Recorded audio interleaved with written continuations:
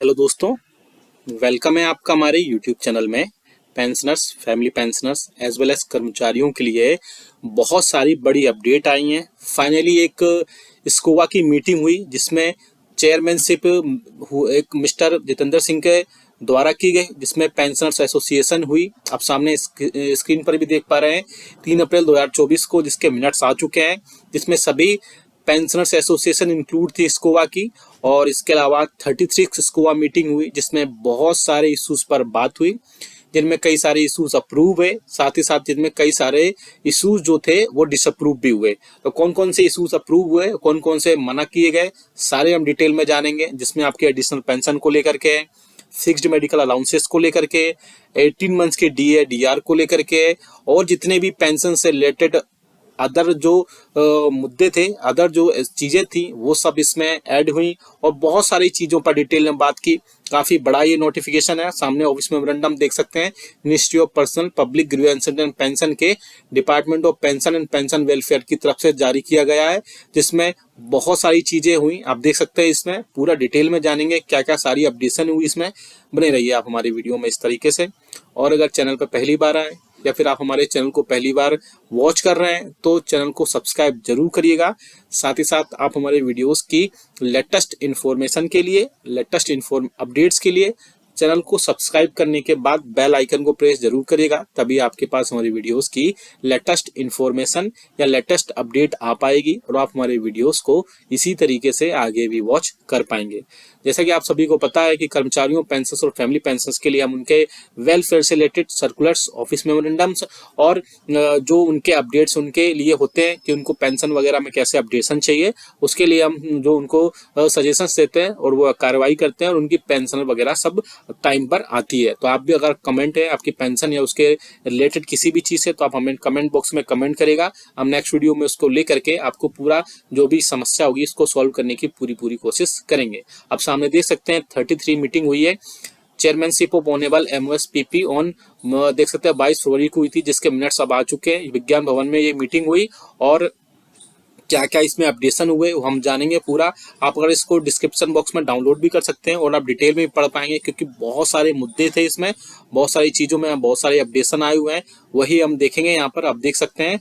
चलिए पहले बड़े इसमें बहुत सारे मुद्दे थे, लेकिन हम मेन मुद्दों को ही लेंगे, क्या एजेंडा था और क्या डिस्कशन हुई उन सब चीज़ों को लेकर के। तो आप देख सकते हैं सबसे पहला जो था कि सभी पेंशनर्स जो हैं उनके लिए एक health checkup, periodical health checkup होना चाहिए 6 मंथ में या फिर एनुअल बेसिस में। पेंशनर्स एसोसिएशन ने ये बोला था कि कम से कम 6 मंथ या 1 साल में ऐसा होना चाहिए। तो उसके लिए आप देख सकते हैं क्या यहाँ पर आया है, डिस्कशन या हुआ है, डिसीजन हुआ है एजेंडा आइटम का। तो आप देख सकते हैं पहला ये था, representatives of Ministry of Health and Family Welfare informed that pensioner desires of medical checkup can seek referral from CGHS wellness center may undergo the same at the impaneled hospitals under CGHS। यानी वो उन्होंने बोला कि मंत्रालय से जवाब आया ministry of health family welfare से कि जो मेडिकल चेकअप है वो सीजीएचएस के वेलनेस सेंटर में वहां जाकर वो करा सकते हैं किसी भी, या फिर इम्पेनल हॉस्पिटल में। तो वहां पर अलग से ये ऐसा हेल्थ चेकअप के लिए नहीं बोला गया। आप अपने सीजीएचएस के वेलनेस सेंटर में जाइए, वहां पे इम्पेनल हॉस्पिटल या फिर जितने भी हैं उनमें जाके आप ये सारी चीजें करवा सकते हैं। ये एक अच्छा डिसीजन गवर्नमेंट की तरफ से लिया गया है। अब देख सकते हैं मेन जो आया है आपकी इनहांसमेंट ऑफ एडिशनल पेंशन। तो एडिशनल पेंशन के रिलेटेड क्या था यहाँ पे आप देख सकते हैं, as per existing system additional pension is admissible after attaining the age of 18 years. आपको पता ही है एजेंडा ये था। It was suggested that after retirement at the age of 60 years additional 5% pension में be granted after every 5 years which will lead to 20% after attaining age of the 80 years। तो आपको यहाँ पे बोला गया कि आपको पता है कि आपकी जो 60 साल की सर्विस पूरी करने के बाद में आपको 20% का एक्स्ट्रा दिया जाता है, लेकिन और कोई दूसरे जो एज पर आप एनहांसमेंट एडिशनल पेंशन नहीं दिया था उसके रिगार्डिंग था। आप देख सकते हैं इसमें क्या डिसीजन लिया गया है। Joint Secretary Department of Expenditure informed that the matter has been examined and consultation with Budget Division of Department of Economic Affairs and the proposal has huge pension liabilities on account of old pension scheme and is also increasing year after year. Further, it is proposals, it is accepted. It is also likely to have a cascading effect on the government finances since similar demand would arise from the retired state government employees. Hence, due to financial constraints, the proposal has not been agreed to. तो इसमें जो additional pension की बात की गई थी, तो government ने बोला है कि उनके बजट डिवीजन से उन्होंने बात की और उन्होंने बताया कि ओल्ड पेंशन स्कीम के चलते उनके पास जो पेंशन की लायबिलिटीज हैं वो दिन पे दिन बढ़ती जा रही हैं। ऐसे में और स्टेट गवर्नमेंट के साथ भी सेम यही सिचुएशन है कि उनकी भी डिमांड ऐसे ही बढ़ रही है कि दिन पे दिन बढ़ती जा रही है। ओल्ड पेंशन स्कीम के खर्चे जो बढ़ते जा रहे हैं, इसके चलते वो इस प्रपोजल को एक्सेप्ट नहीं कर रहा है। फाइनली जो इसमें आप देख सकते हैं कि आपका एडिशनल पेंशन वाला जो इशू था वो कैंसिल हो गया है। अभी आपको एडिशनल पेंशन एज नहीं दी जाएगी, उसमें आप देख सकते हैं 60 साल से नहीं दी जाएगी।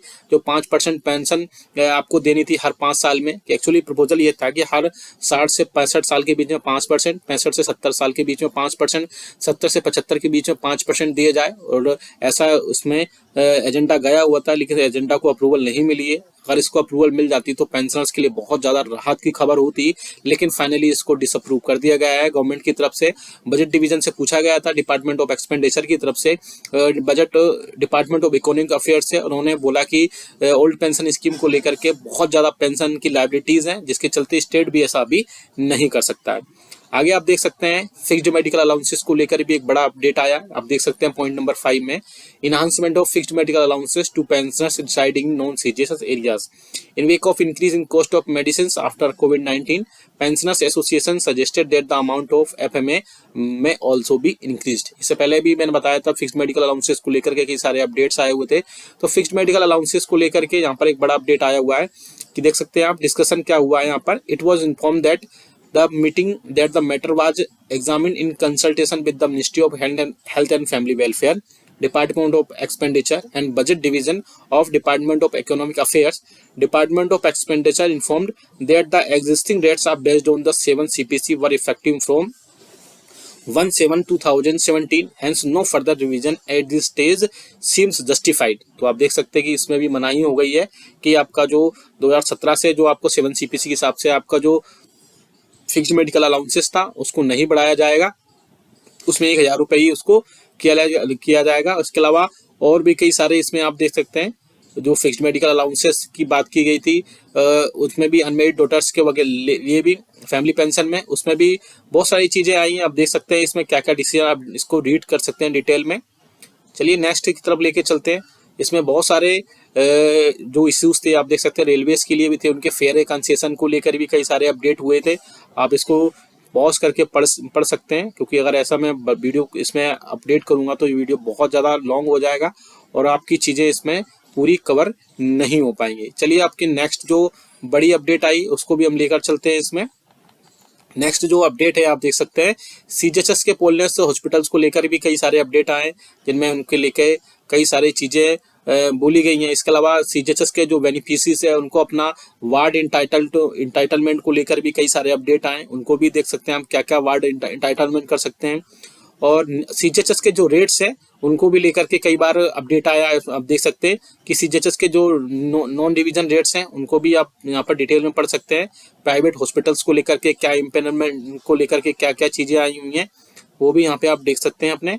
और चलिए आपको नेक्स्ट बड़ी अपडेट की तरफ लेके चलते हैं, जो कि आपको मिलेगा 33.9 पर। आप देख सकते हैं यहाँ पर चलते हैं, ये देखिए आप, delay in restoration of communitation amount by pension disbursing bank even after completion of 50 years of retirement. यानी आपका जो कम्युनिटेशन अमाउंट है वो पेंशन डिसबर्सिंग बैंक जो है 15 साल की सर्विस पूरी करने के बाद भी उसमें डिले कर रही है, इनको रिस्टोर करने के लिए, उससे रिलेटेड भी है। आज आप यहाँ पर देख सकते हैं as per CCN pension rule 1981 commutation amount is restored after completion of 15 years.